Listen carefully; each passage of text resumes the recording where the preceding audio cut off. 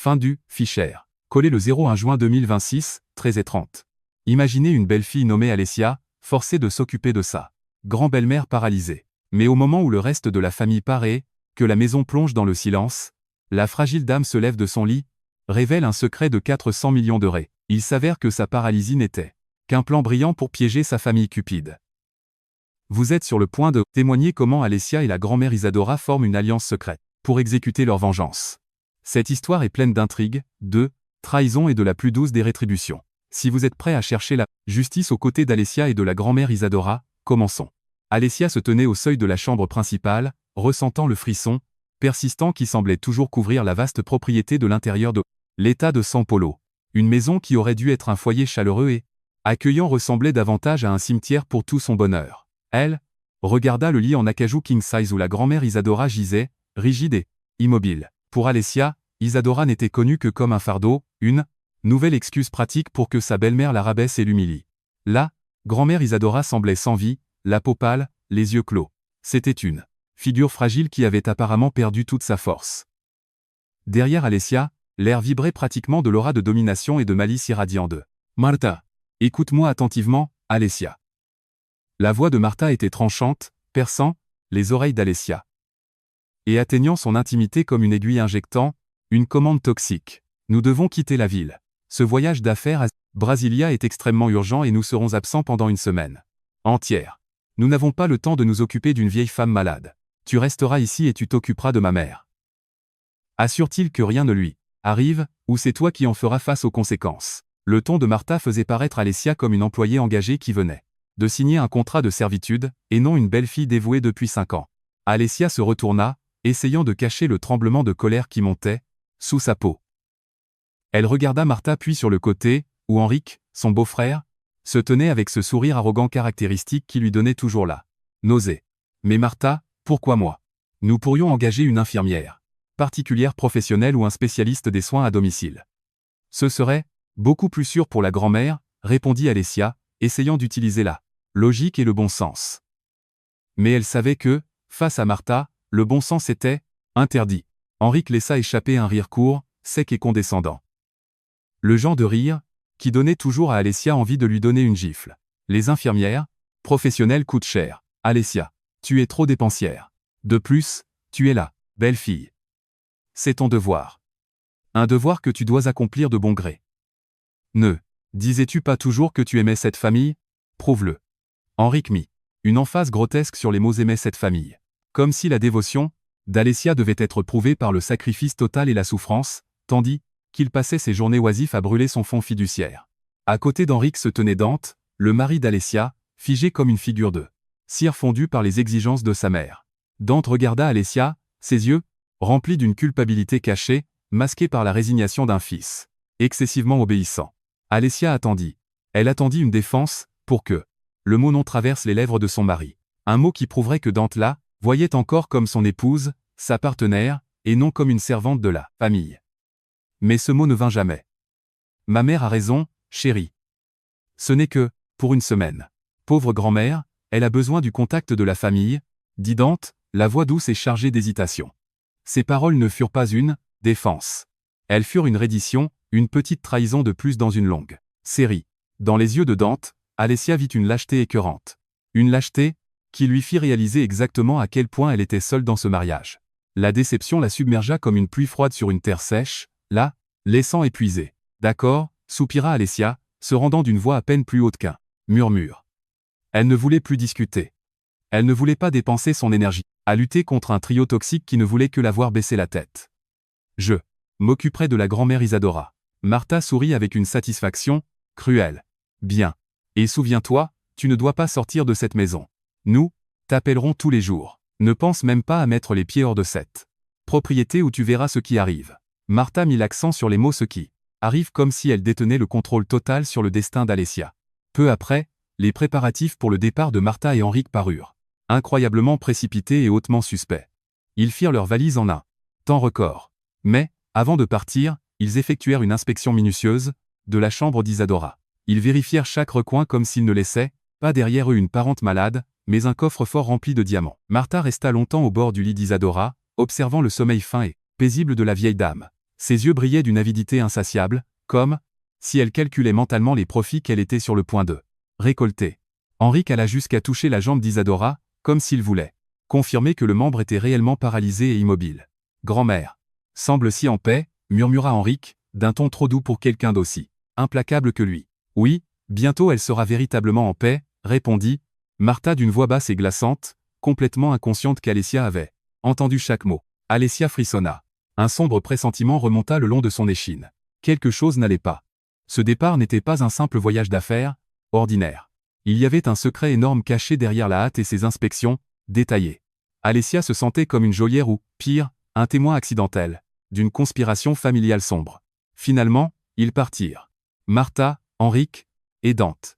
Le vrombissement du luxueux SUV noir disparut dans la longue allée du garage, brisant le silence étouffant et emportant tout le chaos et l'hypocrisie. Avec lui. Alessia resta près de la fenêtre, observant le véhicule jusqu'à ce qu'il disparaisse derrière les hautes grilles de fer. Et au moment où ces grilles se fermèrent, elle ressentit le silence le plus terrifiant qu'elle ait jamais connu de sa vie. La vaste propriété ressemblait maintenant à un labyrinthe hanté. Il n'y avait plus qu'Alessia et l'autre unique occupante, la grand-mère Isadora, la figure paralysée allongée impuissante dans la suite principale. Le silence était si épais qu'Alessia pouvait entendre les battements de son propre cœur.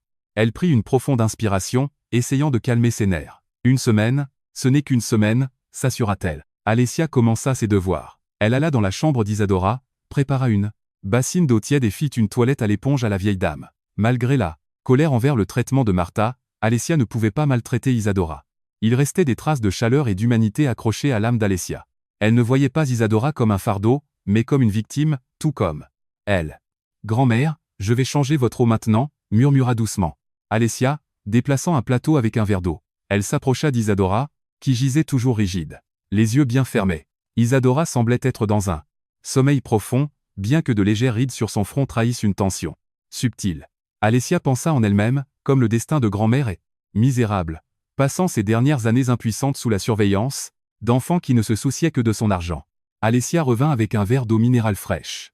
Elle posa le plateau sur la table de nuit. « C'est l'heure de votre médicament, grand-mère. » Alessia se pencha doucement, tendant la main pour toucher l'épaule d'Isadora afin de la réveiller. Mais, soudain, l'impossible arriva. En une fraction de seconde qui sembla une éternité, le corps rigide et paralysé d'Isadora bougea soudainement. Les yeux d'Isadora s'ouvrirent brusquement, non pas avec le regard vague d'une patiente sans défense, mais avec un regard aiguisé, alerte et profondément calculateur. Un regard qui fit s'arrêter le cœur d'Alessia. C'était le regard d'un général 5 étoiles, ouvrant les yeux après avoir fait le mort sur le champ de bataille. Avec des mouvements loin d'être paralysés, Isadora se redressa, s'assit bien droite sur le lit et balança ses jambes sur le côté. Ses deux jambes, qui auraient dû être mortes pour le monde, se posèrent fermement sur le plancher de bois avec un bruit sourd qui résonna dans la chambre silencieuse. Alessia sauta en arrière. Le verre d'eau glissa de ses mains, se brisant sur le sol avec un bruit assourdissant. L'eau s'éparpilla partout, et le son du verre brisé sembla être la rupture de la réalité en laquelle Alessia croyait depuis des années. Elle trébucha en arrière, son visage devenant livide. La terreur pure la domina. Elle regarda Isadora comme si elle voyait un fantôme. « Gégé grand-mère », murmura Alessia, la voix coincée dans sa gorge. Isadora ignora les éclats de verre et l'eau renversée. Elle se pencha en avant, s'assurant qu'il n'y avait personne d'autre dans la chambre. Et alors, dans un murmure rauque mais imposant, elle parla. Ce fut un murmure qui portait le poids du monde, une confession qui ébranla Alessia profondément. « Aide-moi, Alessia. Ils n'en veulent qu'à mon fonds fiduciaire de 400 millions de ré. » Les mots tombèrent comme une bombe au milieu du silence. 400 millions. Le chiffre tourna dans la tête d'Alessia. Cela expliquait tout. L'avidité de Martha, la hâte d'Henrique et la tâche bizarre qui lui avait été confiée. Mais le fait le plus impressionnant était que la grand-mère Isadora n'était pas paralysée. Elle se tenait debout juste devant elle, une femme brillante et formidable qui menait la performance théâtrale la plus impeccable dans cette maison. Isadora sauta du lit, se déplaça rapidement vers la porte de la chambre, la verrouilla, et revint vers Alessia, qui était toujours figée. Des larmes montèrent aux yeux d'Isadora, des larmes qui n'étaient pas fausses, mais nées d'une profonde agonie émotionnelle. Elle saisit les mains d'Alessia avec force, une force qui montrait de la vitalité et brisait l'illusion d'une invalide sans défense. « Je sais que tu es choquée, ma chère, » dit Isadora. Sa voix était maintenant un peu plus forte, chargée d'urgence. « Mais tu dois m'écouter attentivement. Je ne suis pas malade. Je ne suis pas paralysée. Je faisais seulement semblant. Soupçonne ma propre fille et mon petit-fils depuis longtemps. Martha et Henrik essaient de falsifier mon testament, me forçant à signer des documents obscurs. Tout cela pour le patrimoine que je laisse, un patrimoine qui vaut 400 millions. Hayes. Alessia prit une profonde inspiration, essayant de traiter l'afflux d'informations qui assaillait ses sens. Sa peur se transforma graduellement en admiration puis en colère. Elle se souvint à quel point Martha la traitait cruellement. Et maintenant elle réalisait que Martha était infiniment plus cruelle avec sa propre mère. Ils ne t'ont pas laissé ici pour t'occuper d'eux. Moi. Ils t'ont laissé ici pour garantir que je ne puisse aller nulle part, pour s'assurer que je reste paralysé jusqu'à ce qu'ils puissent falsifier tous les documents et confisquer l'argent, continua Isadora, les yeux brillants de fureur. Ils planifient quelque chose de bien pire. Probablement un moyen de hâter ma mort pendant qu'ils sont commodément hors de la ville. Martha. Elle a dit que vous seriez bientôt en paix, murmura Alessia, rappelant la phrase horrible qu'elle avait entendue par hasard. Isadora acquiesça, son expression s'assombrissant. Je sais. J'ai tout entendu. C'est pourquoi j'ai pris ce risque énorme de me révéler à toi, la belle-fille. Ils t'ont dégradée et traitée constamment comme une servante. Je les ai observés, et je t'ai observé, Alessia. Tu es la seule personne dans cette maison qui possède encore une conscience. Isadora tint les deux mains d'Alessia, la regardant avec un espoir désespéré. J'ai besoin de ton aide. Nous n'avons qu'une semaine. Ils reviendront avec des documents falsifiés et un plan maléfique. Nous devons utiliser ce temps pour contacter Maître Barbosa, mon avocat, et réunir des preuves de leur crime. Nous utiliserons ma fausse paralysie comme appât, un piège qu'ils ne verront jamais venir. Alessia ferma les yeux un instant.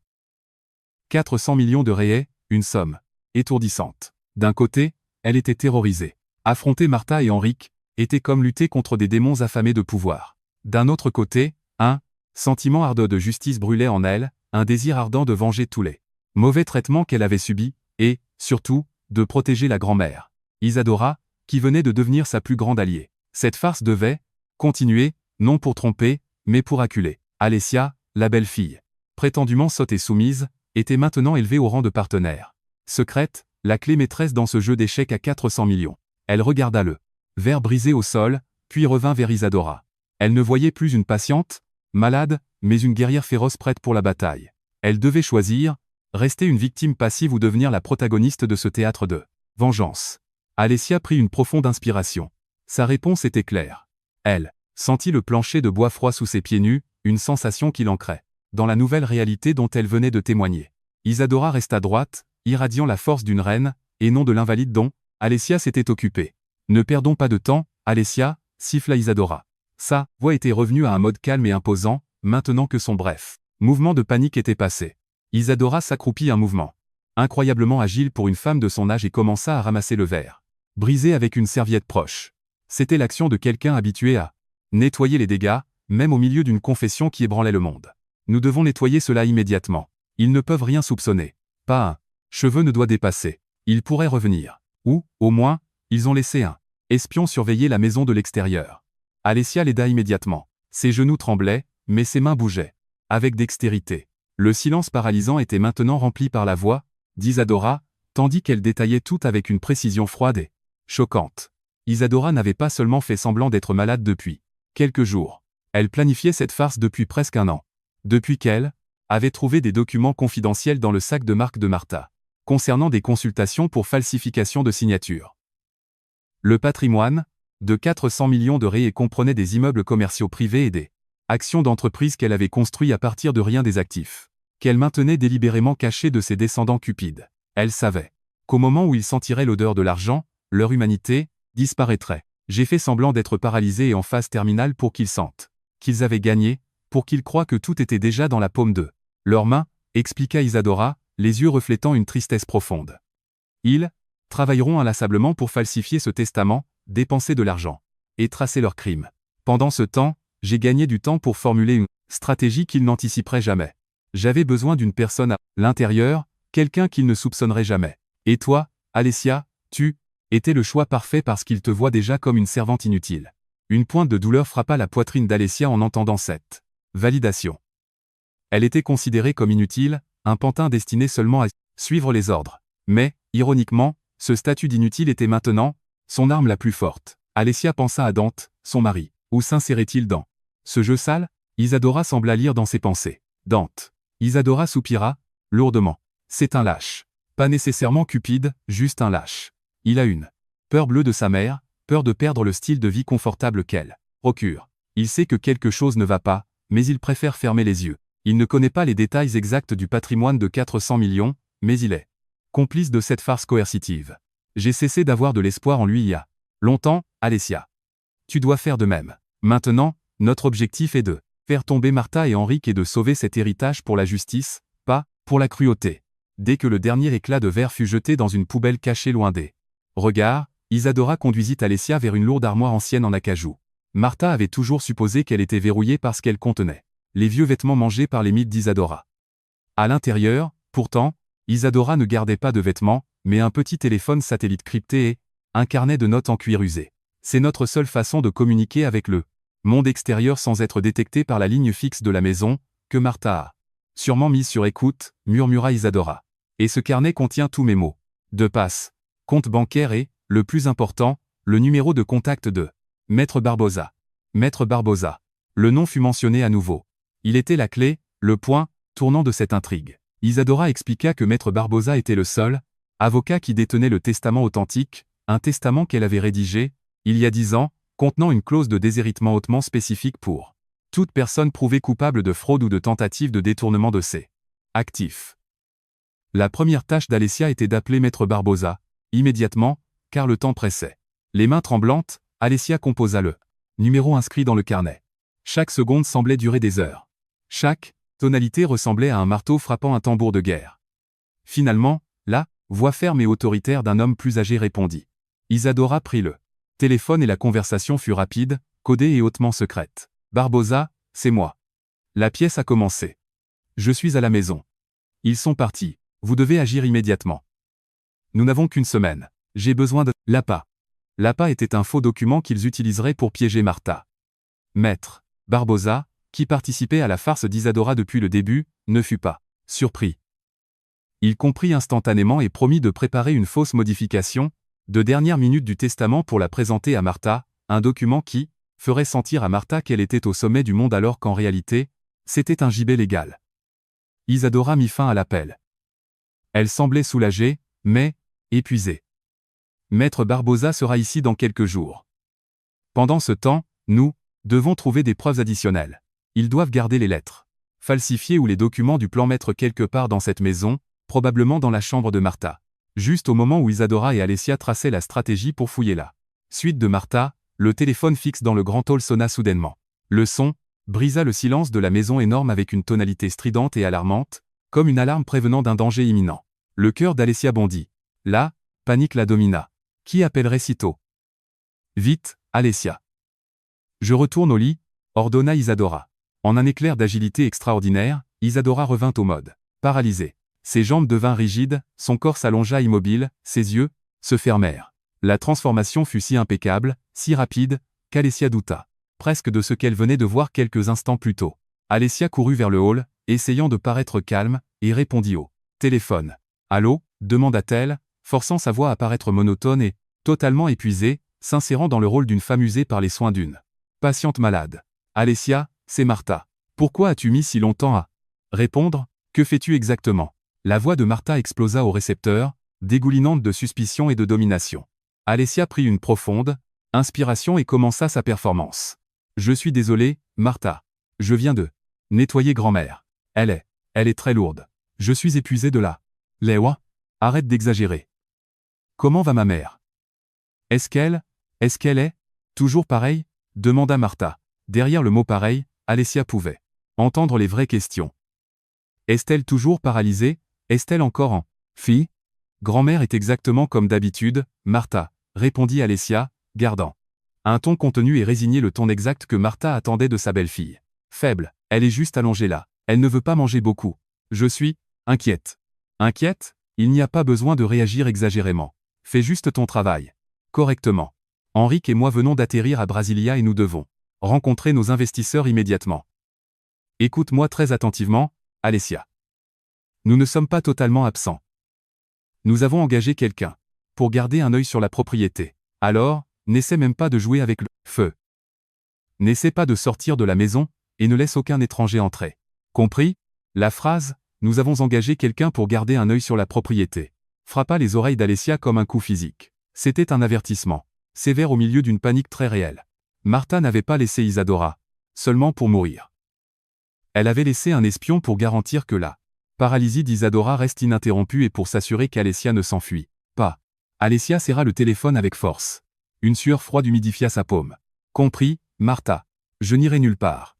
Je m'occuperai de grand-mère, répondit Alessia, prenant soin de ne pas parler trop fort, au cas où l'espion rôderait, juste derrière les portes d'entrée. Martha raccrocha sans dire au revoir, ne laissant que la tonalité de ligne morte. Alessia reposa le combiné, s'appuya contre le mur et ferma les yeux. Ce jeu théâtral était beaucoup plus dangereux et complexe qu'elle ne l'avait imaginé. Le temps n'était pas le seul ennemi. Il y avait maintenant un observateur, invisible. Elle devait agir vite et sans erreur. Alessia courut de nouveau vers la chambre d'Isadora. Isadora ouvrit les yeux, regardant Alessia avec un regard interrogateur. Alessia rapporta la menace de Martha sur l'espion. Je m'en doutais, dit Isadora, le visage sombre. Ils ne prennent pas de risques, mais c'est bien.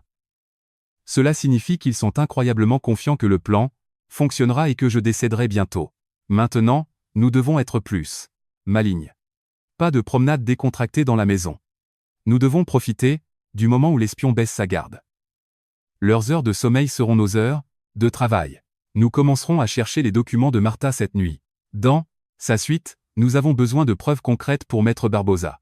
Des preuves qui les jettent dans une prison fédérale, pas seulement qui les dépouillent de l'héritage. Leur alliance secrète était maintenant solidifiée, unie par une menace commune. Et un objectif partagé. La justice et un empire de 400 millions de réais. Alessia regarda Isadora et Isadora lui rendit son regard. La peur dominante avait disparu. À sa place, il y avait une résolution froide et une précision calculée. Elles avaient fait leur choix et maintenant elles devaient vivre sous l'ombre d'un espion, feignant la paralysie le jour et bougeant comme des fantômes la nuit. Il restait 6 jours avant que Martha et Henrik ne reviennent. Avec leur piège. Le jeu ne faisait que commencer, et Alessia savait que cette nuit serait celle de leur incursion secrète. Une nuit où elle et Isadora sacrifieraient le sommeil pour leur futur et pour la plus douce des vengeances. Le calme qui s'abattit sur la propriété après l'appel de Martha n'était pas une paix véritable. C'était le silence d'un piège attendant de se refermer. Le temps rampait. Chaque seconde semblait une aiguille d'horloge rouillée griffant les nerfs d'Alessia et d'Isadora. La journée fut remplie d'un jeu d'acteurs épuisant. Alessia jouait la belle-fille obéissante, paraissant sur le point de s'effondrer. De fatigue. Occasionnellement, elle se plaignait doucement au téléphone quand Dante appelait, s'assurant qu'elle semblait profondément déprimée. Pendant ce temps, Isadora, avec la dextérité d'une actrice de théâtre d'élite, maintenait sa position rigide et paralysée dans le lit. Même quand Alessia interagissait avec elle, Isadora clignait seulement des yeux ou donnait des signes subtils qu'elles avaient établis secrètement. Tout cela pour le bénéfice de n'importe quels yeux curieux venant de l'extérieur. Alessia finit même par apercevoir une berline noire garée à une bonne distance au bout de la rue. La voiture ne disparut qu'à la tombée de la nuit, confirmant la menace de Martha. Quand le soleil commença à se coucher, peignant le ciel d'un orange vibrant qui ressemblait à un signal d'alerte, la tension entre les deux femmes atteignit son apogée. Cette nuit serait la nuit de l'infiltration, la nuit où elle entrerait dans le repère de l'ennemi. Selon le plan, Alessia devait garantir que toutes les portes et fenêtres du rez-de-chaussée soient verrouillées, lui, donnant une excuse pour parcourir le rez-de-chaussée comme si elle effectuait ses dernières tâches nocturnes. En réalité, elle cartographiait les routes de secours et s'assurait que les lumières qui devaient être éteintes restaient dans l'obscurité. Exactement à minuit, quand la lune se cacha derrière les nuages et que l'obscurité dans la maison fut absolue, Alessia entra dans la chambre d'Isadora. Portant un plateau avec des restes de dîner froid. Elle verrouilla la porte de la chambre de l'intérieur, éteignit la faible lampe de chevet et s'assit à côté d'Isadora. Ils dorment, grand-mère. La voiture noire n'est plus au bout de la rue depuis 22, murmura Alessia, la voix tremblante d'adrénaline. Isadora acquiesça. Bien. Ils reviendront s'ils pensent que tout est sûr. Profitons de leur excès de confiance. Avec une fluidité entièrement dépourvue de fragilité, Isadora se leva. Les jambes qui gisaient rigidement sur le lit étaient maintenant fermes, laissant l'obscurité envelopper sa figure. Elle serra la main d'Alessia. Tu dois garder ton calme, Alessia. Les suites de Martha et Henrik se trouvent au bout du couloiret. C'est leur territoire. Rempli de pièges et d'yeux invisibles. Isadora mena le chemin. Ses pas initialement confiants étaient maintenant déguisés en mouvements lents et délibérés, des pas prudents qui exigeaient de retenir sa respiration. La longue marche dans le couloir vers la suite parentale de Martha ressemblait à une marche vers l'enfer. Chaque pas sur le vieux plancher de bois devait être calculé. Elle bougeait comme des ombres absorbées par l'obscurité. Alessia, d'ordinaire rapide à la marche, devait maintenant imiter la démarche hyper prudente d'Isadora, testant chaque planche du sol avec le talon d'abord pour voir si elle grinçait. Le parfum pénétrant de lavande que Martha utilisait obsessionnellement devint plus fort, signalant l'approche du territoire ennemi. Elles arrivèrent aux lourdes doubles portes de Martha, aux sculptures complexes. Cela ressemblait au portail d'un antre d'iniquité. Alessia alluma une petite lampe torche stylo qu'elle avait apportée dans sa poche, concentrant le faisceau sur la poignée. « C'est verrouillé » murmura Alessia. Isadora offrit un faible sourire dans le noir, un sourire qui révélait une connaissance profonde de sa propre maison. « Bien sûr que c'est verrouillé. Ils ne sont pas stupides, mais je connais leurs habitudes. » Martha laissait toujours une clé de rechange dans un endroit où elle croyait que personne ne toucherait jamais. Isadora tendit la main vers le haut du chambranle de la porte, tâtonnant la partie la plus complexe de la sculpture en bois. Ses doigts agiles trouvèrent quelque chose de petit et froid. Une clé en laiton, le double. Le choc initial frappa de nouveau. Alessia. Isadora savait tout. Elle avait planifié cette performance méticuleusement, sachant même comment démanteler les défenses de sa propre fille. La clé tourna avec un clic sonore dans le silence de la nuit, faisant retenir sa respiration à Alessia. Elles poussèrent la porte lentement, juste assez pour passer par l'entrebâillement. Dès qu'elles entrèrent, la chambre parut froide et arrogante. Même dans le noir, Alessia pouvait sentir l'opulence excessive de la suite de Martha, coussins de soie, tapis persans épais et une énorme coiffeuse, débordant de parfums importés coûteux. C'était le domaine de pouvoir de Martha, un reflet de son ego sans limite. Cherche le testament, les lettres notariales ou tout ce qui est lié aux propriétés ou à la banque, ordonna Isadora, se dirigeant vers un grand bureau exécutif en acajou verrouillé. Je vais me concentrer sur le coffre mural. Derrière le tableau, Alessia se dirigea vers le bureau de Martha. Elle fouilla soigneusement tiroir par tiroir. Dans le premier, elle trouva une pile impressionnante de factures de cartes de crédit, preuve du style de vie luxueux que Martha voulait désespérément maintenir en utilisant la fortune d'Isadora. Dans le deuxième tiroir, elle trouva un passeport et quelques bijoux en or, mais rien de testamentaire. Pendant ce temps, Isadora avait déjà réussi à ouvrir le coffre caché derrière, une peinture de paysage européen. Une fois de plus, Alessia resta bouche bée. Comment Isadora connaissait-elle tous ses secrets? Isadora expliqua calmement qu'elle avait installé ce coffre intentionnellement et avait donné le code à Martha il y a des années comme un test primaire de son caractère, un test de conscience dans lequel Martha avait échoué de manière spectaculaire. C'est ici, murmura Isadora, sortant une épaisse enveloppe craft scellée. À l'intérieur se trouvaient plusieurs pages authentifiées constituant l'ébauche du testament falsifié. C'est leur plan. Ils ont tout prêt pour être signés dès qu'ils reviennent. Alessia accourut, et, tandis qu'elles examinaient le document, sous la lumière de la lampe, les yeux d'Alessia s'agrandirent d'horreur. Le document ne nommait pas seulement Martha et Henri comme uniques bénéficiaires du patrimoine de 400 millions de raies. Tout à la fin, il y avait un chronogramme hautement détaillé pour le transfert des actifs et, de façon choquante, un calendrier pour couper l'approvisionnement en électricité et en eau de l'aile de la maison d'Isadora quelques jours seulement après la signature du faux testament. Le choc se transforma en pure terreur. Ce n'était pas seulement une question d'argent. C'était un plan occulte pour un assassinat prémédité. Il comptait laisser Isadora mourir d'une mort lente et sans défense dans le noir dès qu'il aurait garanti la fortune. Le sang d'Alessia ne fit qu'un tour. Tous les doutes restants disparurent, remplacés par une résolution ardente de détruire cette famille. Ce sont des monstres absolus, siffla Alessia, saisissant l'ébauche falsifiée. Soudain, un grincement aigu brisa le silence à l'extérieur de la porte de la chambre. Crac. C'était le son d'une planche du plancher dans le couloir, tout près. Un son qui ne pouvait être fait que par un humain marchant avec une extrême prudence. Le cœur d'Alessia remonta dans sa gorge. Une panique bouillonnante s'empara des deux femmes. L'espion, ou peut-être Dante, s'était réveillé soudainement et était devenu méfiant. « Cache-toi vite » murmura Isadora. Son visage, auparavant victorieux, était maintenant pâle de tension. Elle savait que si elles étaient prises dans cette chambre tenant le faux testament, la farce se terminerait tragiquement et leur deux vies seraient en danger immédiat. Alessia fourra rapidement l'ébauche, falsifiée sous le haut de son pyjama. Isadora verrouilla rapidement le mini-coffre, remit la clé de rechange dans sa cachette au-dessus de la porte et ferma les tiroirs du bureau. Elle bougeait dans l'obscurité totale sans faire un bruit, guidée par un instinct de survie soudainement aiguisé. Les pas à l'extérieur s'approchèrent, s'arrêtant juste devant la porte de Martha. Elle pouvait entendre la respiration retenue de l'autre côté. Quelqu'un, épié par le trou de la serrure ou écoutait simplement. « Nous devons sortir, maintenant » siffla Isadora. Mais Isadora ne pouvait pas courir. L'illusion de la paralysie devait être maintenue. Même dans cette urgence absolue, elle ne pouvait pas sortir par la porte principale parce que la personne dehors verrait Isadora marcher. Elle devait s'échapper par un autre chemin. Isadora alla vers la fenêtre de la chambre. Elle donnait sur le jardin arrière, avec vue sur une rangée dense de haies. Avec un grand effort, Isadora déverrouilla la fenêtre. « Tu y vas en premier, Alessia. Je te suis de près, mais je dois faire semblant de tomber », ordonna Isadora. Alessia n'eut pas le temps de poser de questions. Elle savait que c'était le seul moyen. Elle sauta par la fenêtre, tombant doucement dans les buissons denses juste en dessous. Au moment où Alessia descendit, Isadora jeta son propre corps sur le sol à côté du lit de Martha, créant un bruit sourd. Le son fut légèrement étouffé par le tapis, épais, faisant paraître que quelque chose de lourd était simplement tombé dans la chambre. Le bruit sourd effraya avec succès la personne derrière la porte. Les pas à l'extérieur reculèrent précipitamment dans le couloir. Il semblait que l'espion n'osait pas entrer et préférait s'éloigner pour rapporter le bruit étrange. Cela leur donna quelques secondes précieuses. Isadora, courant avec la force de l'adrénaline pure, sauta par la fenêtre et tomba dans les buissons avec Alessia. Elle ne pouvait pas rentrer à l'intérieur. Elle dut ramper tout le chemin du retour jusqu'à la suite d'Isadora au rez-de-chaussée, à travers le jardin sombre et humide. Un voyage qui parut durer des kilomètres.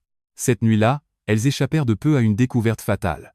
Le choc du plan d'assassinat de Martha leur avait donné une énergie renouvelée. Alessia et Isadora se glissèrent de nouveau dans la chambre d'Isadora, verrouillèrent la fenêtre et Isadora retourna au lit, reprenant son rôle d'invalide sans défense.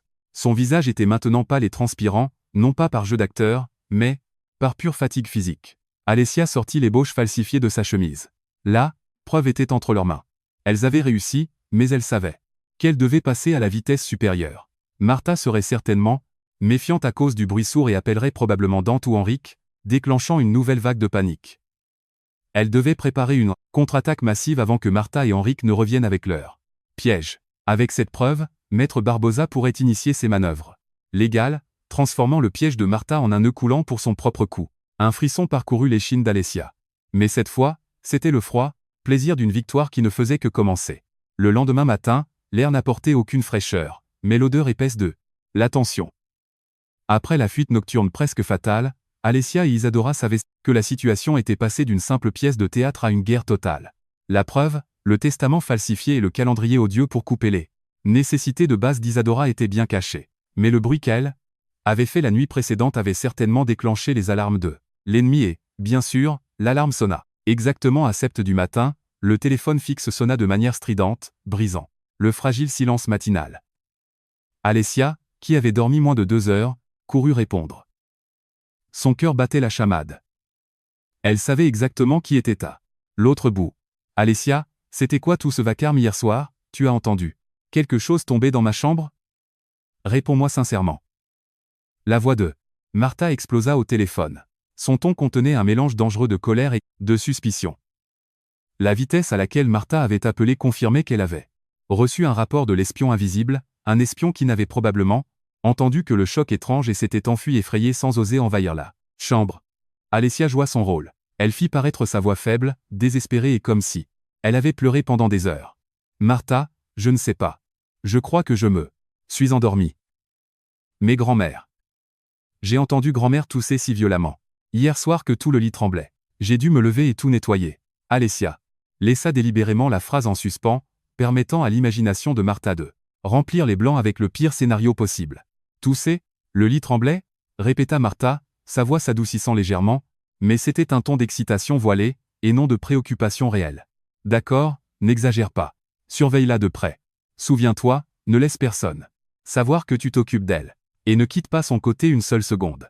Nous reviendrons bientôt. » Martha raccrocha brusquement, sans adieu chaleureux, ne laissant que des ordres et des menaces. Alessia posa le téléphone, sentant une sueur froide dans son dos. Elle avait survécu à la première crise de la matinée, mais elle savait que Martha était maintenant en alerte maximale et pourrait accélérer ses plans. Elle retourna vers la chambre d'Isadora. Isadora avait déjà repris sa façade paralysée, les yeux parfaitement fermés, bien que derrière ses paupières son esprit s'emballait. Elle commence à paniquer. Isadora murmura dès qu'Alessia eut verrouillé la porte de la chambre. C'est bien. L'imprudence naît de la panique. Maintenant, nous attaquons pendant qu'elle est frénétique. La stratégie de vengeance commença par son étape la plus cruciale. En contactant Maître Barbosa, elles utilisèrent le téléphone satellite caché. Isadora détailla ses découvertes, l'ébauche falsifiée et Plus important encore, le plan Ville pour couper son support vital. Maître Barbosa fut choqué. Sa voix, habituellement calme, trembla en entendant les profondeurs de la cruauté de Martha et Henrique. Cette preuve est plus que suffisante, Isadora, dit Maître Barbosa par la ligne cryptée. C'est une tentative d'homicide prémédité motivée par la pure cupidité. Maintenant, nous lançons l'appât. L'appât était une contre-attaque conçue pour envelopper Martha et Henrique dans un faux sentiment de sécurité, afin qu'ils plongent tête la première dans le piège légal que Maître Barbosa avait préparé. Le plan était que Maître Barbosa apparaisse sur la propriété dans les 2 prochains jours portant une fausse modification finale du testament. Un document qui semblait accorder à Martha et Henrique 100% des actifs. Cependant, enfoui au milieu du texte, il y avait une clause cachée déclarant que signer ce document en présence de Maître Barbosa et de témoins annulerait également tous les autres testaments qu'ils auraient préparés et activerait automatiquement le véritable testament authentique d'Isadora, celui qui contenait la clause de déshéritement pour les fraudeurs. Alessia écouta le plan émerveillée. C'était une stratégie brillante. Laissez l'ennemi mordre un appât juteux qui cachait un hameçon mortel. Je préparai le document avec une précision absolue, promit Maître Barbosa. Vous devez créer une situation dans la maison qui force Martha et Henrique à revenir immédiatement. Faites en sorte qu'ils tombent dans une panique totale. Agissez comme si Isadora était à l'article de la mort. Ils doivent arriver dans un état si frénétique qu'ils n'auront pas le temps de lire un seul mot du document d'appât, se concentrant uniquement sur les 400 millions. La stratégie de vengeance n'impliquait pas seulement des manœuvres légales brillantes. Elle exigeait de la manipulation émotionnelle et sociale. Alessia devait fabriquer un drame public. Alessia, dit Isadora, les yeux fixés sur le mur comme si elle voyait à travers l'espion dehors. Tu dois parler à quelqu'un. Quelqu'un de distant par rapport à la famille, mais profondément inséré dans les cercles sociaux de Martha. Quelqu'un avec une langue bien pendue qui répandra la nouvelle partout. Nous devons convaincre tout le monde que je suis réellement mourante et que Martha et Henrique m'ont abandonnée dans un état pathétique. Alessia pensa immédiatement à Laïla, sa meilleure amie. Laïla était une papillonne sociale avec un vaste réseau parmi l'élite de San Polo. Même si elle ne s'associait pas directement avec la snob Martha, n'importe quel potin passé à Léla parviendrait sans doute aux oreilles appropriées. Utilisant l'excuse de prendre un peu d'air frais dans le patio sécurisé de l'arrière, Alessia prit son téléphone portable personnel, un appareil qu'elle utilisait rarement depuis qu'elle avait épousé Dante, et appela Laïla. « Salut, Laïla, désolé de te déranger, dit Alessia. Elle fit paraître sa voix, rauque et stressée, comme si elle avait pleuré pendant des heures. Laïla, choquée d'entendre Alessia paraître si désespérée, répondit avec une préoccupation immédiate. « Mon Dieu, Alessia, qu'est-ce qui ne va pas avec ta voix? On dirait que tu appelles d'une tombe. Tu vas bien ?» Alessia se lança dans son acte une performance de maître destinée à convaincre Laïla, et, indirectement, toute la haute société poliste. Je ne sais plus à qui parler. Laïla, je suis seule dans cette maison énorme. Martha et Dante m'ont laissé ici seule pour m'occuper de la grand-mère Isadora. La grand-mère. Sa condition est terrible. Hier soir, elle a toussé du sang et le lit tremblait, violemment. J'ai dû tout nettoyer seule. J'ai tellement peur, Laïla. J'ai la terreur que grand-mère décède alors que je suis complètement seule. Alessia ne mentait pas sur les bruits forts et le lit qui tremblait. Cela s'était réellement produit. C'était le son d'Isadora plongeant sur le sol. Mais, avec des mots soigneusement choisis, elle façonna un récit horrifiant. Isadora mourait. Martha et Henrique l'avaient abandonnée pour l'argent. Et, Alessia, la belle fille faible, avait été laissée seule pour porter le fardeau. Quoi? Ils ont laissé une femme mourante derrière eux pour un voyage d'affaires. C'est de la pure méchanceté, Alessia. Laïla eut un haut le cœur. Sa voix était pleine de choc et d'indignation. Exactement la réaction qu'Alessia voulait. Je ne sais pas quoi faire. Je suis si épuisée. Laïla, s'il te plaît, prie juste pour moi et pour grand-mère. Je dois retourner m'occuper d'elle. S'il te plaît, ne le dis à personne, d'accord? Je ne veux pas causer de problème. J'ai tellement peur que Martha soit furieuse contre moi, implora Alessia. Bien sûr, ce qu'elle voulait réellement était l'opposé. Elle voulait que Laïla transmette cette histoire à tout son cercle de mondaines. Dès que l'appel fut terminé, Alessia sourit faiblement. Elle savait qu'en 24 heures, la nouvelle de la matriarche mourante et de la cruauté de Martha en abandonnant sa belle-fille serait le potin le plus juteux parmi l'élite. Cela créerait une pression morale et sociale intense, forçant Martha à revenir en courant pour sauver les apparences. Isadora, qui avait entendu des parties de la conversation par la porte entrebâillée, acquiesça avec satisfaction. Incroyable, Alessia. Tu as un talent caché. Maintenant Martha reviendra non seulement pour ses plans maléfiques, mais parce qu'elle ne peut pas permettre Que sa réputation soit détruite devant la société. Maintenant, elle devait forcer le dénouement. Isadora, avec un calme saisissant, regarda le calendrier sur le mur. Martha prévoyait de revenir. Après-demain matin. Elle veut que tout soit résolu avant le week-end. Nous devons faire encore une chose pour l'attirer à la maison dès aujourd'hui. Qu'est-ce que c'est, grand-mère? Demanda Alessia. Totalement portée par l'adrénaline de la stratégie, Isadora prit une profonde inspiration. Tu dois créer un état d'urgence que Martha ne puisse simplement pas ignorer. Quelque chose qui les force à revenir maintenant ce soir. En panique et en hâte. Quelque chose qui permette à Maître Barbosa de les embusquer avant même qu'ils ne puissent reprendre leur souffle. Mais si je disais que vous êtes décédé? C'est aller trop loin. Ils seront méfiants, souligna Alessia. Non, pas la mort, répondit Isadora, les yeux brillants avec un plan de maître. Nous utilisons leur plus grande faiblesse. La peur de perdre le contrôle. Tu dois appeler Dante, ce mari lâche, et lui dire une chose très spécifique. Dis-lui que tu vas appeler la police parce que tu sens que je suis en danger. Que tu n'en peux plus. La stratégie était implacable, mais brillante. Martha ne craignait pas la mort de quoi? Sa mère, mais elle avait la terreur de la police et de toute implication officielle qui menacerait son schéma de testament falsifié. Dante, étant faible, et évitant toujours les conflits, entrerait en panique instantanément et appellerait sa mère. Alessia acquiesça et prit le téléphone. Ses doigts composèrent le numéro de Dante. Dante répondit d'une voix paresseuse, profitant, clairement de son temps loin de la propriété. « Salut, chérie. Qu'est-ce qu'il y? Ah, grand-mère va bien, n'est-ce pas ?» dit-il d'un ton légèrement irrité. Alessia prit une profonde inspiration, livrant la performance de sa vie. Sa voix paraissait désespérée et légèrement déséquilibrée. Non, Dante, je n'en peux plus. Je ne sais pas ce que ta mère fait. J'ai trouvé des choses bizarres. Grand-mère empire et je sens que je suis en danger. Si tu ne viens pas à la maison immédiatement pour tout expliquer, je vais appeler la police. Je vais leur dire que ta mère a laissé une femme mourante sous ma garde et que je suis terrifié à l'idée que quelque chose de criminel soit en train de se passer. Alessia raccrocha avant même que Dante ne puisse répondre. Un mouvement, audacieux et désespéré. Elle retourna dans la chambre d'Isadora, tremblante. Mission accomplie. La boule de feu est lancée. Isadora sourit discrètement. C'est fait. Maintenant nous attendons. Dante va paniquer et appeler Martha. Martha perdra la tête et reviendra par avion immédiatement pour te contrôler. Ils arriveront dans quelques heures pleins de colère et d'arrogance. C'est le moment parfait pour que Maître Barbosa les attende avec notre meilleur appât. Repose-toi maintenant, Alessia. Nous avons commencé la vengeance. Et ce soir, c'est Martha qui va paniquer.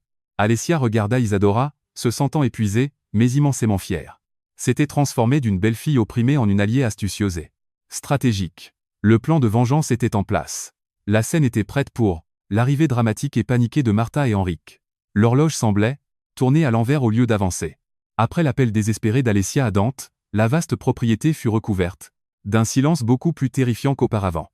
Elle savait que Martha, Henrique était à ce moment-là en train de courir sur l'autoroute, muse par la furie et la terreur financière. C'était la période d'attente la plus critique. La fenêtre où tous les derniers préparatifs devaient être faits pour recevoir l'ennemi en panique. 2 heures, murmura Isadora du lit. Sa voix était tendue. Ils seront ici dans 2 heures. C'est le plus vite qu'ils puissent venir de l'aéroport. Surtout si Martha conduit comme une maniaque. Nous devons monter la fausse urgence médicale dès maintenant, Alessia. Cela doit être impeccable. Le drame exigeait une crise médicale assez sévère pour faire paniquer Martha, lui faire ignorer les petites lignes des documents, mais pas assez sévère pour appeler de vrais secouristes qui pourraient exposer la fausse paralysie. D'Isadora. Isadora sortit plusieurs fournitures cachées sous le matelas. Un petit flacon de glycérine pour simuler des sueurs froides excessives et un peu de colorant alimentaire rouge mélangé à de la salive pour feindre une hémorragie pulmonaire grave. Alessia appliqua le maquillage méticuleusement. Elle poudra le visage d'Isadora pour qu'il paraisse mortellement pâle, puis appliqua des gouttes de glycérine sur son front et ses tempes, créant des gouttelettes de croix. Sueur d'un réalisme terrifiant. Isadora pratiqua sa respiration des soupirs, courts, irréguliers et superficiels, comme quelqu'un dont les poumons défaillaient. Souviens-toi, Alessia, siffla Isadora. Quand ils entreront, tu dois paraître absolument détruite, mais reste bien à mon côté. Ne leur donne pas un seul instant pour se ressaisir. Juste quand les préparatifs médicaux fins furent terminés, une autre voiture entra dans le garage sans klaxonner, glissant silencieusement comme un fantôme. C'était Maître Barbosa. Alessia courut à la porte latérale pour laisser entrer l'avocat d'Isadora, qui tenait une mallette de cuir usé contenant la pala. Fausse modification de testament avec le piège. Vous devez vous cacher dans la maison de la piscine, Maître Barbosa, murmura Alessia, essoufflée, les yeux balayant le garage. Martha peut arriver à chaque seconde, et elle va sûrement vous chercher plus tard. Mais nous ne voulons pas qu'elle sache que vous êtes déjà ici. Au moment où elle entrera dans la maison, vous devrez faire une entrée dramatique. Comme si vous veniez juste d'arriver de la ville. Maître Barbosa, un monsieur âgé, astucieux et calculateur, acquiesça. Silencieusement. Il jeta un coup d'œil à la chambre principale dans la pénombre, vit la scène du théâtre médical et sourit légèrement. Brillant. Isadora a toujours une longueur d'avance. J'attendrai ton signal, Alessia. La sécurité, d'Isadora est la priorité. Après avoir garanti que Maître Barbosa soit en sécurité dans la maison de la piscine, un endroit rarement vérifié et sans fenêtre tournée vers le garage principal, Alessia retourna dans la chambre. Son cœur martelait. La scène était prête. Les acteurs principaux et les pièces clés étaient en position. Tout ce qui restait était l'arrivée des méchants. 15 minutes plus tard, le vrombissement d'un moteur furieux et le crissement de pneus résonnèrent dans la cour avant. Martha et Henrik étaient arrivés, précipités et bouillonnants de fureur par les actions d'Alessia. La lourde porte d'entrée en chaîne fut pratiquement ouverte d'un coup de pied, et Martha entra, violemment. Son visage était rouge, elle paraissait pouvoir dévorer n'importe qui sur son passage. Derrière elle, Henrik semblait nerveux, tandis que Dante traînait les pieds, la posture courbée, les yeux pleins de culpabilité et de la terreur de la rage explosive de sa mère. « Alessia, qu'est-ce qui ne va pas avec toi? Pour qui tu te prends pour nous? Menacé de la police? Tu essaies de ruiner notre réputation ?» Martha cria. Immédiatement, sa voix résonnant dans les plafonds voûtés du hall. Elle ne se souciait pas d'Isadora. Son focus principal était de contrôler Alessia et de garantir qu'aucun étranger, surtout les autorités, ne soit au courant de leur situation. Alessia, attendant dans le salon, se tourna avec le visage taché par des larmes forcées et un pur chaos. Elle joua le rôle d'une belle fille poussée, à bout de nerfs. Martha, grand-mère. La grand-mère Isadora empire. J'ai tellement peur. J'ai la terreur qu'elle meure. Je ne savais pas quoi faire. J'ai essayé d'appeler Dante, mais il ne répondait pas. Sottise. Elle dort seulement. Elle ne mourra pas avant que la paperasse ne soit prête. Martha grogna, mais ses paroles sortirent plus tremblantes que d'habitude. La peur était réelle, la peur de perdre 400 millions de ré. Martha courut vers la suite principale. Henrik suivit anxieux, laissant Dante, debout dans le salon, observant la destruction de son mariage sans courage pour intervenir. Martha ouvrit violemment la porte de la chambre et se figea instantanément. Le théâtre médical fonctionna impeccablement. Dans le lit, Isadora gisait de côté. Son visage pâle était trempé de sueur froide et elle luttait pour son air. Chaque respiration semblait un effort final désespéré. Au coin de sa bouche se trouvait une tache rouge ténue, l'illusion de cracher du sang. Cette vision, combinée à l'épuisement authentique d'Alessia debout à côté du lit, fut suffisante pour que Martha perde la tête. « Mon Dieu, maman. Henrik, vite. Appelle un médecin. » « Vite, ordonna Martha. Son ton n'était plus furieux, mais, dans un état de panique totale mélangé à un calcul vil. Elle n'avait pas peur que sa mère meure. Elle avait la terreur que sa mère meure avant que le testament falsifié ne soit signé. Henrik allait partir en courant, mais Martha le tira en arrière par le col. « Attends. N'appelle pas de vrai médecin. Il pose trop de questions. Nous devons d'abord régler le testament. Si elle meurt avant de signer. » La phrase de Martha se perdit dans l'air, étouffée par la terreur financière. En plein milieu de la panique de Martha, alors qu'elle luttait entre sauver sa mère ou sauver l'argent, la porte de la chambre s'ouvrit davantage. Et Maître Barbosa entra. Son entrée fut dramatique, comme s'il s'était matérialisé de nulle part. Un messager du destin. « Martha, Dieu merci vous êtes revenue, » dit Maître Barbosa, la voix ferme et urgente. « Je suis ici suivant les instructions. » Finale d'Isadora. « Je viens juste d'arriver de la ville et j'ai entendu dire que sa condition était critique. » Martha et Henrik furent atterrés de voir Maître Barbosa, le très respecté avocat de la famille. « Maître Barbosa, comment le savez-vous » demanda Martha, sa suspicion momentanément éclipsée par la panique. « Isadora m'a appelé avant que sa condition ne se détériore entièrement. Elle savait qu'elle n'avait plus beaucoup de temps, » expliqua Maître Barbosa, ouvrant précipitamment sa mallette de cuir pour révéler un document authentifié, hautement officiel. Elle a demandé que je traite immédiatement sa modification finale de testament. Elle réalise qu'elle ne résistera pas. C'est son dernier souhait. Maître Barbosa plaça le document sur la table de nuit juste sous le nez de Martha. Il était orné de sceaux officiels et paraissait incroyablement légitime. « Martha, nous n'avons pas beaucoup de temps.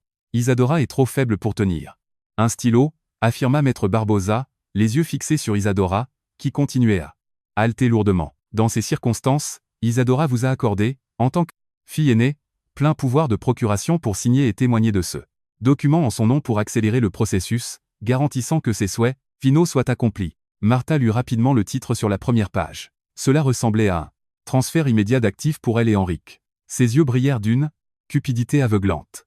Elle regarda Isadora mourant dans le lit, visualisa les 400 millions qui pourraient s'échapper à chaque seconde et vit le document qui, apparemment lui remettait cet empire-là, même.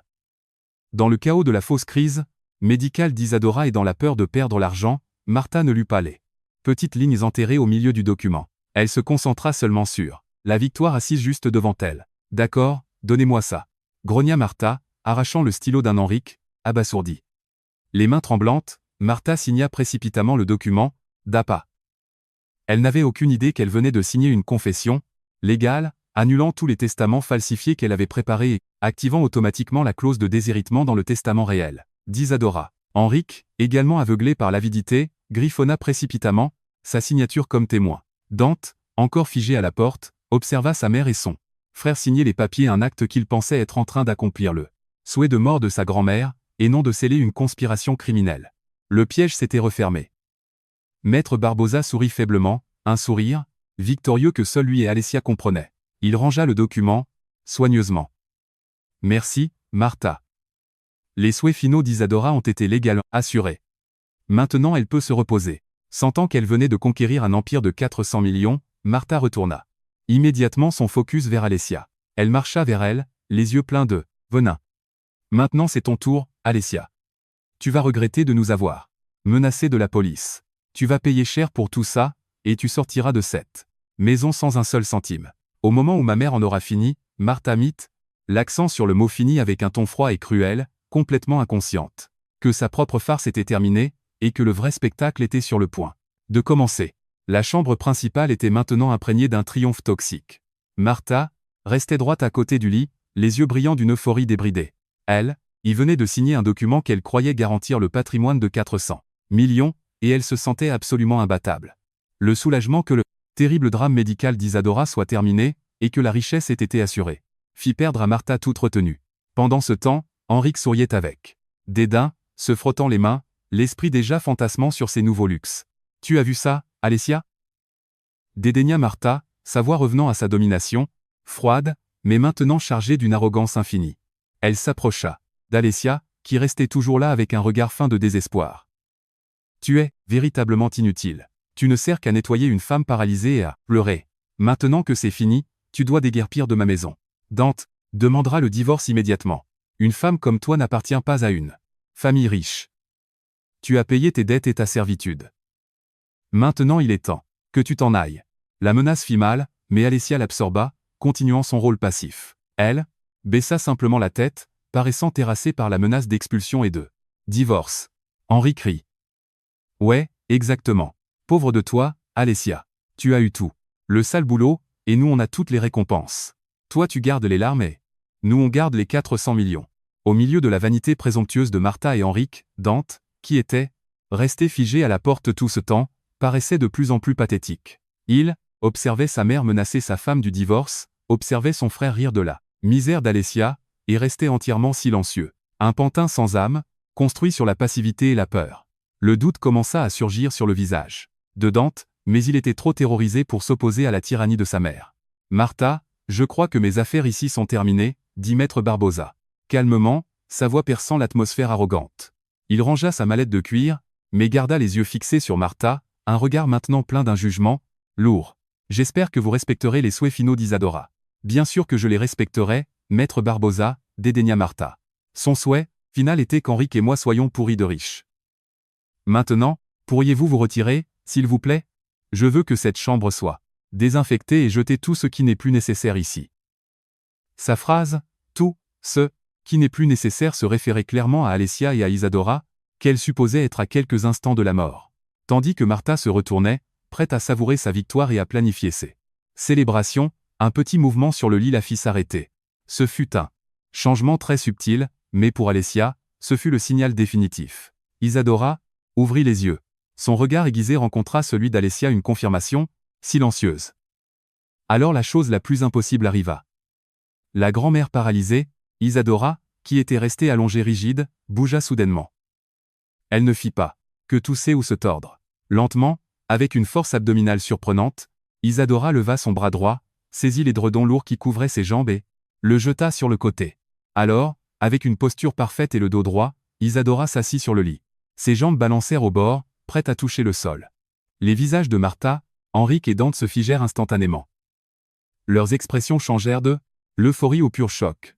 Un choc qui paralysa leur capacité à parler ou à bouger. La mâchoire de Martha tomba, les yeux exorbités, comme si elle témoignait d'un cadavre se levant de la tombe. La vérité cachée qu'Isadora avait représentée seule était maintenant dramatiquement révélée. Surpris, n'est-ce pas?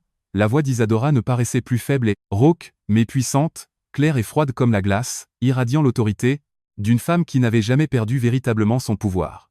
Vous pensiez que j'étais morte? Vous pensiez que j'étais paralysée? Vous pensiez que je ne pouvais pas voir toute la pourriture et l'avidité de vous tous?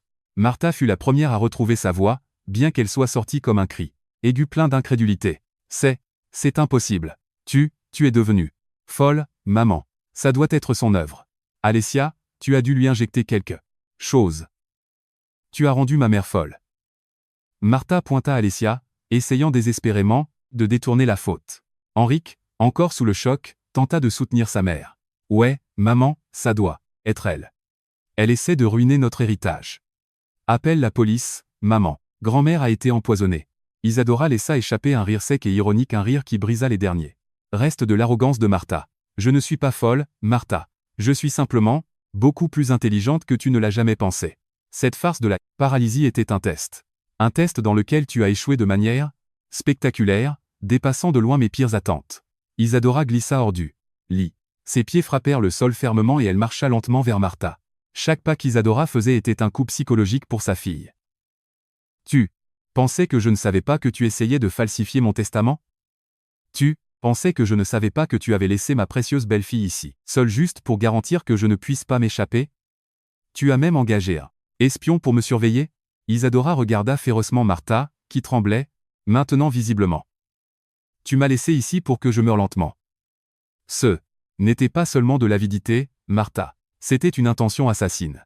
Martha secoua la tête rapidement. Des larmes jaillirent de ses yeux, non pas des larmes de culpabilité, mais les larmes terrorisées de quelqu'un qui perdait 400 millions de raies. Non, je ne sais rien. Nous voulions seulement notre héritage. Héritage? Dédaigna Isadora. Un héritage n'est que pour ceux qui le méritent. Soudainement, Maître Barbosa, qui était resté debout en silence dans le coin, s'avança. Il était temps de présenter les preuves. Il ouvrit sa mallette et sortit 2 documents. Martha. Henrik, dit Maître Barbosa d'un ton officiel, intimidant. Je vous demande de regarder ceci. Le premier document, c'est le papier que vous avez signé précipitamment il y a quelques instants. Le document, que vous supposiez transférer les actifs est, en réalité, une confession légale. Jurez que vous avez tenté d'annuler le testament authentique d'Isadora.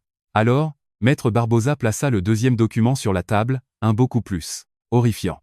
Et celui-ci, Martha et Henrik, c'est l'ébauche du testament, falsifié que vous avez préparé, qu'Alessia a trouvé dans votre chambre hier soir. Et au verso, Maître Barbosa tourna la page, se trouve un calendrier, détaillé pour couper l'électricité et l'eau de la suite d'Isadora.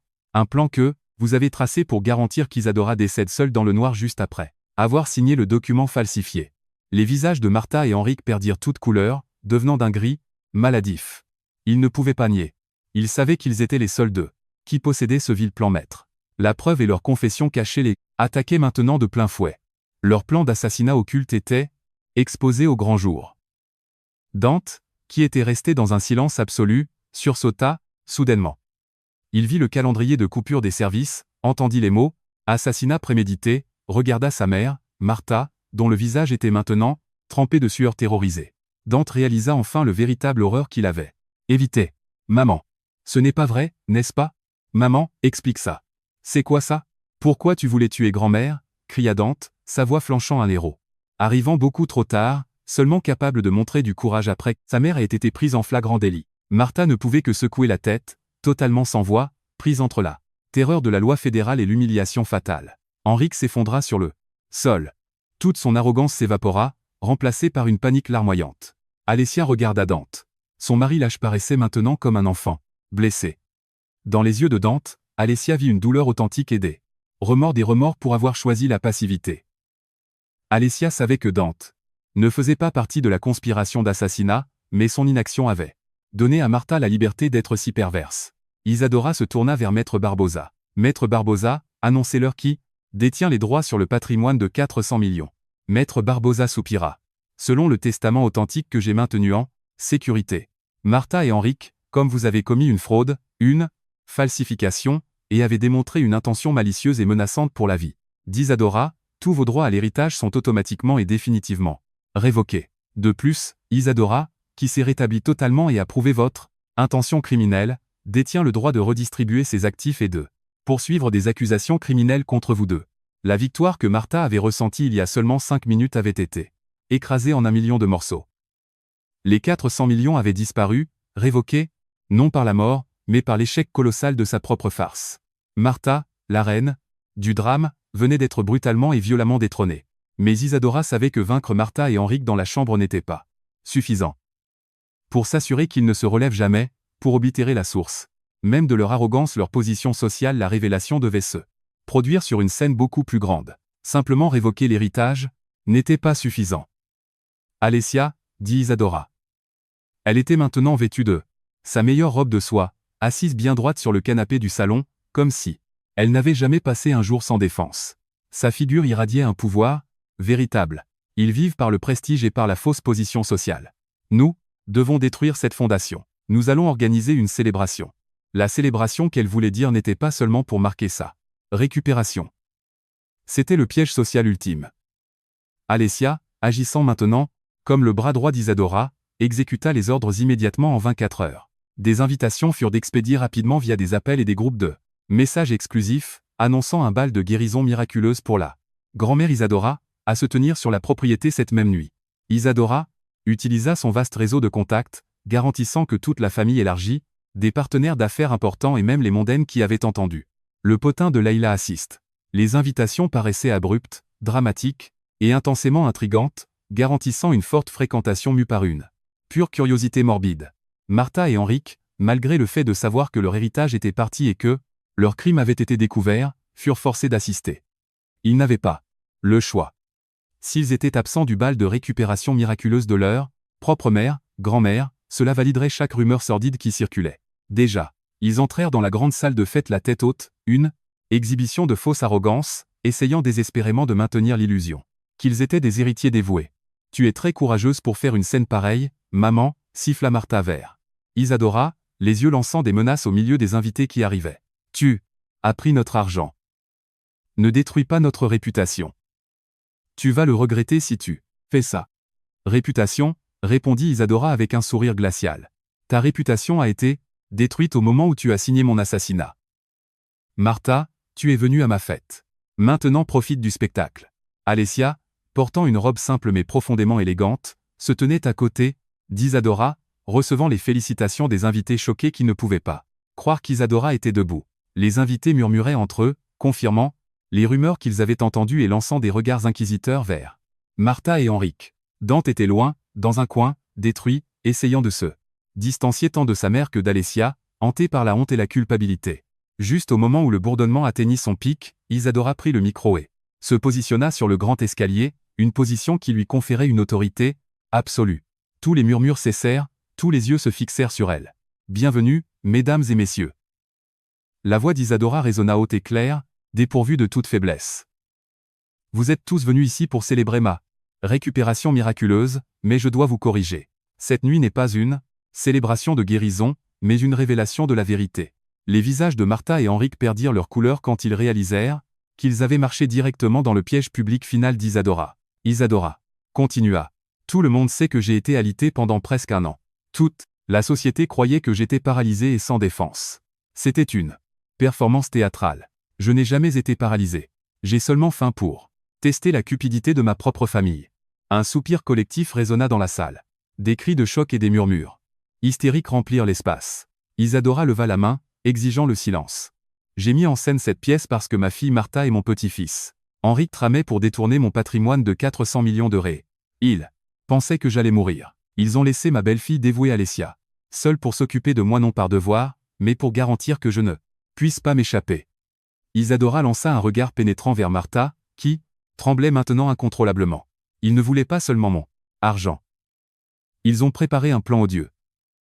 Ils ont tracé un calendrier pour couper l'électricité et l'eau de ma chambre après la signature du testament falsifié, garantissant que je meurs seul dans le noir.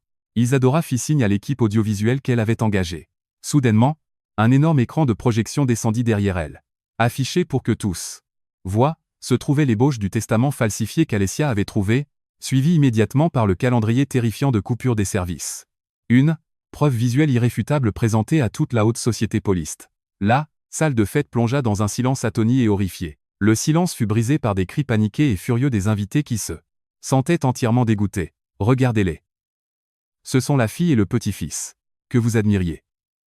Ce sont des fraudeurs et des assassins potentiels, déclara Isadora.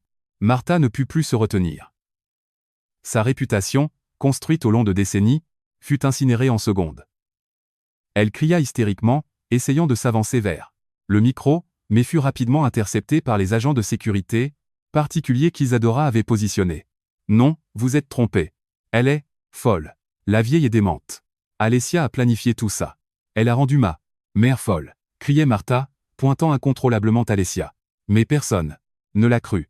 Ces paroles n'étaient rien d'autre qu'un désespoir inutile. Tandis que le chaos atteignait son apogée, Maître Barbosa s'avança, se tenant à côté d'Isadora. Le proéminent avocat était le validateur définitif de la vérité. Mesdames et messieurs, dit Maître Barbosa, sa voix calme coupant la panique. Je suis Maître Barbosa, avocat d'Isadora. Je confirme la vérité absolue de tout, ce que vous voyez et entendez cette nuit. Sur la base des preuves d'intention malicieuse et de falsification signées par Martha et Henrique, Isadora a révoqué, officiellement tous leurs droits d'héritage. Et pas seulement ça, son ton devint gravement sérieux. Au nom d'Isadora, cette nuit nous dénonçons officiellement Martha et Henrique aux autorités pour des accusations de fraude massive et d'abus envers une personne âgée impliquant une négligence avec mise en danger de la vie d'autrui. Nous nous excusons pour le drame, mais nous devions nettoyer le nom d'Isadora et protéger son patrimoine de 400 millions de quast. Et Ice. L'annonce des accusations criminelles fut le coup mortel final. Martha s'effondra sur le sol de marbre. Sa robe de marque coûteuse était maintenant trempée des larmes de la défaite absolue et de l'humiliation fatale. Henrique restait, tremblant, réalisant qu'il avait tout perdu, son argent, sa liberté et sa réputation. Au milieu du chaos, Alessia fixa le regard sur Dante dans le coin. Les yeux de celui-ci rencontrèrent les siens, débordant de remords, réalisant enfin à quel point sa famille était malfaisante et à quel point son épouse était réellement extraordinaire. Alessia sourit faiblement. Elle avait gagné la bataille non seulement pour l'argent d'Isadora, mais pour sa propre dignité. Cette exécution publique avait été le point tournant, détruisant ses ennemis socialement et les préparant pour l'inévitable destin légal. La foule en effervescence, auparavant remplie de chocs et de murmures hystériques, se transforma en une atmosphère tendue et suffocante. Quelques minutes après que Maître Barbosa ait annoncé les accusations légales, les sirènes stridentes des voitures de police résonnèrent hors des grilles de fer, un son marquant le début d'un nouveau chapitre inéluctable. Martha et Henrique, autrefois prostrés au sol, trouvèrent soudainement un sursaut de force non pas pour combattre la vérité, mais pour lancer une dernière attaque verbale. Martha bondit, le visage tordu par les larmes et la fureur, le dirigeant entièrement vers Alessia. C'est tout de ta faute. Espèce de garce. Manipulatrice. Tu as empoisonné l'esprit de ma mère.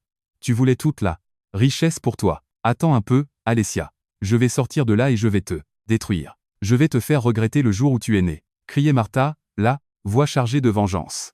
Henrique, à côté d'elle, ne put que laisser échapper un gémissement pathétique, réalisant qu'il avait perdu une vie entière de luxe.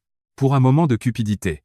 Au milieu de l'hystérie, Isadora resta droite, laissant les insultes entrer en collision contre elle sans un seul tressaillement. Alessia, qui avait passé des années à se recroqueviller devant les menaces de Martha, la fixait maintenant, avec un calme saisissant. Elle avait atteint un point où les menaces de Martha ne résonnaient pas plus que l'aboiement d'un chien enchaîné. Dante restait figé, dans son coin, observant sa mère se transformer en un monstre hurlant. Les grandes portes s'ouvrirent et plusieurs policiers sévères entrèrent dans la salle. Leur comportement calme et professionnel offrait un contraste net avec la théâtralité de Martha.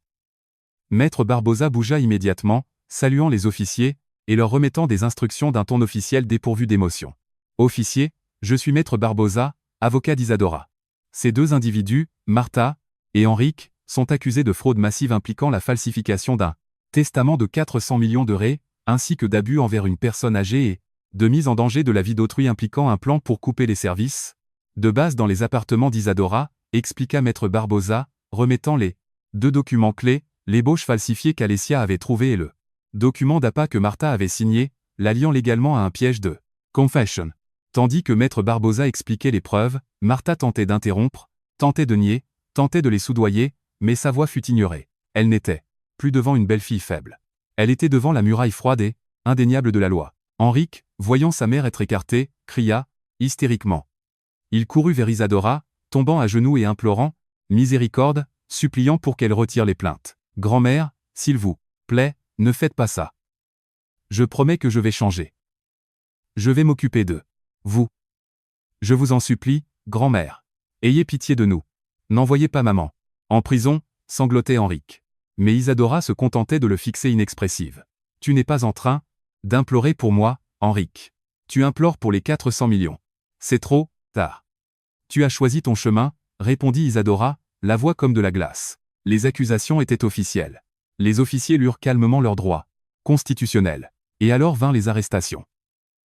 Un policier s'approcha de Martha, qui commença immédiatement à se débattre violemment. Ne me touchez pas. Je suis une femme respectée. Je suis innocente. Je vais appeler mes avocats. Je vais tous vous mettre en prison, criait Martha. C'était le cri de la défaite totale, le hurlement d'une reine qui venait d'être dépouillée de tout son pouvoir et luxe. Tandis que Martha était traînée hors de la salle, ses yeux cherchèrent Alessia, et elle cracha ses dernières paroles venimeuses. Tu as commencé ça, Alessia. Ça finira pire que moi. Souviens-toi de ça. Henrique fut aussi escorté dehors, sanglotant comme un bébé, appelant sa mère. La vision de Martha luttant et d'Henrique pleurant fut la clôture parfaite pour leur farce criminelle. De l'autre côté des portes, les sirènes hurlèrent de nouveau, emportant Martha et Henrique vers une cellule où ils auraient beaucoup de temps pour réfléchir à leur cupidité sans limite. La grande salle de fête fit silence. Seuls Isadora, Alessia, Maître Barbosa et Dante restèrent. Le silence paraissait pesant, mais c'était un silence purificateur. Le calme après la tempête. Maître Barbosa soupira soulagé. Mon travail ici est terminé. Isadora, les deux suspects sont sous garde.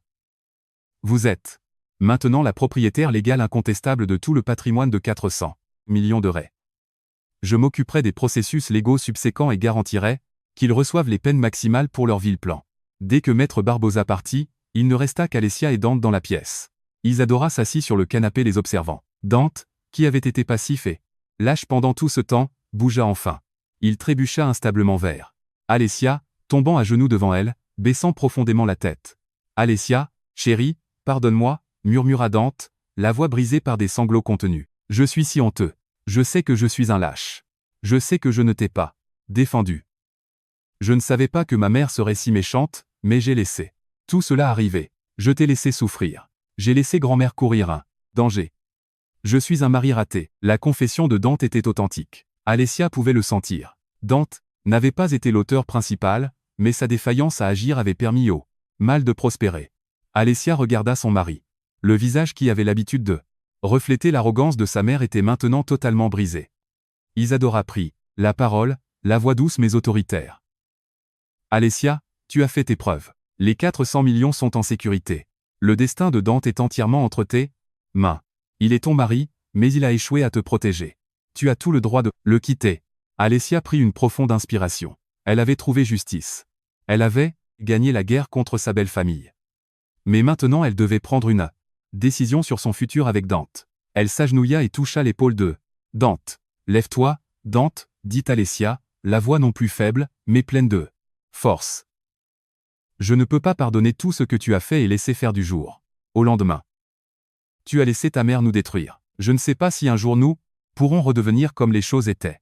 Alessia regarda Isadora. Elle ne pouvait pas continuer à vivre dans cette maison, sous l'ombre de ses souvenirs horribles. Je m'en vais, Dante, j'ai besoin de temps. Tu dois faire tes preuves non pas pour moi, mais pour toi-même. Tu dois construire ta propre vie sans l'ombre de ta mère, sans argent sale. Seulement, alors nous pourrons parler de seconde chance.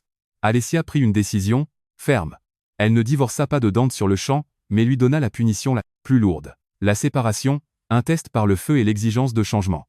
Alessia tourna le dos, laissant Dante prostré au sol, et sortit de la pièce vers la suite d'Isadora. Les portes des chambres de Martha et Henrique étaient maintenant scellées avec du ruban jaune de la police, un symbole de la fin de leur règne. Avec Martha et Henrique enfermés, la maison paraissait enfin propre. Alessia, aux côtés d'Isadora, fit un pas courageux vers une nouvelle vie et vers les secondes chances qui l'attendaient.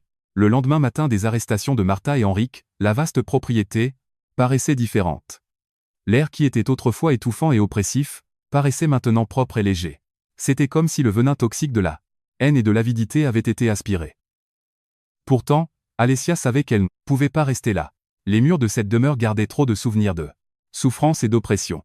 Elle entra dans la suite principale, où Isadora l'attendait déjà. Isadora était impeccablement vêtue, radiante, ne ressemblant en rien à la femme qui venait d'exécuter une épuisante paralysie théâtrale. « Nous partons, Alessia », déclara Isadora, les yeux pleins de détermination. « Nous laissons toute la pourriture derrière nous. Je garderai cette propriété, comme un actif, mais nous n'y vivrons plus jamais. » Isadora regarda Alessia avec une profonde affection. « Tu as tout risqué pour moi. Tu as prouvé qu'une conscience pure a beaucoup plus de valeur que la richesse sale. Le patrimoine de 400 millions est en sécurité, et je promets que tu recevras la récompense que tu mérites. » Sans délai, Isadora contacta Maître Barbosa. À travers une série de processus, légaux rapides et structurés, Isadora prit une décision qui changea la vie d'Alessia pour toujours. Elle désigna officiellement Alessia comme destinataire d'une donation massive pour sa loyauté et sa bravoure, un cadeau qu'Isadora appela le capital de la liberté, un transfert direct de 250 millions d'euros de ses actifs privés sur le compte d'Alessia. Ce n'était pas un héritage, c'était un cadeau absolu, une reconnaissance qu'Alessia était le seul membre de la famille qui avait réellement de la valeur. Alessia fut atterrée. Des larmes coulèrent de ses yeux, non pas pour la somme étourdissante d'argent, mais pour la validation et pour la confiance absolue qu'Isadora avait placée en elle. « Cet argent n'est pas la fin, Alessia, » dit Isadora, serrant la main d'Alessia. « C'est le début. C'est ton outil pour construire ta propre vie, loin de l'ombre de quiconque. » Quelques jours plus tard, Alessia et Isadora quittèrent la vieille propriété. Dante observa seulement leur départ au loin. Alessia ne lui dit pas un mot. Elle laissa seulement une courte lettre contenant un défi: « Prouve ta valeur. » Elles emménagèrent dans une belle et moderne maison de luxe dans un quartier noble et tranquille, un contraste net avec le manoir sombre et plein d'intrigues. La nouvelle vie d'Alessia commença avec une fondation solide comme le roc. La richesse, la liberté et une alliée irremplaçable. Alessia ne gaspilla pas l'opportunité. Elle utilisa une partie significative du capital d'Isadora pour lancer sa propre entreprise de marché immobilier et de design d'intérieur, domaine dont elle avait toujours rêvé, mais dont on lui avait interdit la poursuite par Martha, qui considérait cela inapproprié pour la belle-fille d'une mondaine riche. Dans son nouveau bureau, Alessia n'était plus une belle-fille faible. C'était une femme indépendante, brillante et autoritaire. Son sourire était authentique maintenant, plus forcé. Elle trouva le véritable bonheur dans son travail et dans sa compagnie avec Isadora, qui était maintenant sa conseillère principale et son plus grand système de soutien. Isadora, totalement rétablie, profitait de sa vie paisible, voyant le succès d'Alessia comme le plus grand retour sur son sacrifice. Pendant ce temps, la vie de Dante dans la vieille propriété ressemblait à l'enfer. Il avait été laissé complètement seul. La maison énorme était vide et glacée. Les échos de la voix cruelle de Martha et des plaintes gâtées d'Henrik le hantaient. Pire, il perdit son poste exécutif dans l'entreprise de la famille de Martha dès que le scandale éclata. Toute sa vie, construite sur la richesse de sa mère, s'effondra. Dante devint financièrement et spirituellement en faillite. Il tenta d'entrer en contact avec Alessia, implorant de revenir, mais Alessia le rejeta gentiment. Elle répéta simplement son défi: une seconde chance ne viendrait que si Dante parvenait à subvenir à ses propres besoins sans l'aide financière de personne. Dante accepta finalement son destin. Il vendit sa dernière voiture de sport de luxe pour payer de petites dettes que sa mère avait laissées et décida de recommencer de l'absolu zéro. Dante, l'héritier gâté qui avait toujours vécu dans le luxe, travaillait maintenant dans des emplois temporaires. Il conduisit pour Uber et finit par obtenir un emploi comme serveur dans un café local. Le travail était épuisant, le salaire était le minimum, mais chaque réal qu'il gagnait était à lui une petite victoire sur l'ombre de sa mère. Il coupa tous les liens avec ses amis d'élite qui ne le connaissaient que comme le fils de Martha et rejeta même des appels des avocats de la défense de Martha qui lui offrirent un pourcentage pour aider à faire appel. Dante choisit de porter tous ses regrets seul. Chaque jour qu'il travaillait était une pénitence pour ça. Défaillance à protéger Alessia et Isadora. Son corps devint plus mince, ses mains rugueuses, mais ses yeux contenaient maintenant une sincérité qui manquait. Depuis des années, des mois passèrent, et les affaires d'Alessia prospérèrent. Elle devint une femme d'affaires hautement respectée dans la ville. Une après-midi, tandis qu'elle déjeunait avec sa meilleure amie, Laïla, celle-ci mentionna quelque chose. « Tu sais, Alessia, » dit Laïla, regardant Alessia avec admiration. « J'ai croisé Dante il y a quelques jours. Il ne ressemble plus à l'ancien Dante. Il a été mon chauffeur Uber. Il n'a pas essayé de se cacher, Alessia. Il travaille dur. Il paraît fatigué, mais il paraît authentique. Il a demandé tes nouvelles. Il n'a rien demandé d'autre. Il a juste dit qu'il espère que tu es heureuse. Entendant cela, le cœur d'Alessia palpita. Elle savait que Layla ne mentait pas. Dante avait accepté véritablement son défi. Il était véritablement en train de se reconstruire. Alessia décida de l'observer secrètement. Une nuit, elle conduisit sa voiture jusqu'au café local où Dante travaillait. Elle observa Dante servir les clients avec un sourire chaleureux, nettoyer les tables et s'efforcer sans une seule plainte. C'était un nouveau Dante, un Dante forgé par le remords. La seconde chance paraissait plus proche, mais Alessia savait que le changement devait être testé encore plus. Elle devait garantir que Dante n'avait pas changé seulement parce qu'il y avait été forcé, mais parce qu'il avait réellement trouvé son sens de la valeur perdue. Sans s'approcher de lui, Alessia laissa une enveloppe contenant une lettre sur le comptoir du café, demandant à une serveuse de la remettre à Dante. La lettre contenait seulement quelques mots. « Retrouve-moi dans le même café samedi. À 15h. Viens seul. » Alessia avait ouvert la porte, mais la balle était maintenant dans le camp de Dante. Cette rencontre serait le test final. La nouvelle vie d'Alessia était stable et prospère. Maintenant elle verrait si Dante méritait une place dedans. Le petit café où Alessia attendait paraissait accueillant et paisible. Un contraste délicieux avec les environnements tendus auxquels elle était habituée. Dans la vieille propriété. Exactement à 15h, elle le vit. Dante entra, ne portant plus les marques de griffes qu'il utilisait sous l'ombre de sa mère. À la place, il portait une chemise à boutons simples, légèrement usée, et ses mains paraissaient cailleuses par le travail dur. Les lignes de fatigue sur son visage étaient réelles, mais dans ses yeux il y avait un calme sincère, une humilité qu'Alessia n'avait jamais vue auparavant. Dante s'approcha de sa table, sans oser s'asseoir avant d'y être invité. « Merci d'avoir accepté de me voir, Alessia. » Sa voix était rauque. Il ne possédait plus le ton arrogant d'un garçon riche. « Assieds-toi, Dante, » dit Alessia, le regardant directement. Elle vit la fatigue sur son visage, mais elle vit aussi la transformation indéniable. « J'ai vu tes efforts. Je sais que tu as lutté bravement. » Dante soupira, baissant la tête. « Je mérite tout ce que j'ai reçu, Alessia. Depuis que tu es partie, et depuis que ma mère et Henri ont été arrêtés, j'ai tout perdu. Mais je viens juste de réaliser que je n'ai jamais rien eu au départ. Tout était à ma mère. Mon orgueil, mon emploi, même mon courage de t'aimer.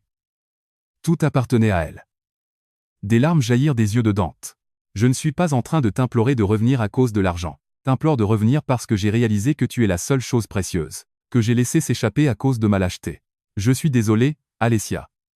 Je ne commettrai plus jamais cette erreur. Je n'ai pas besoin des 400 millions.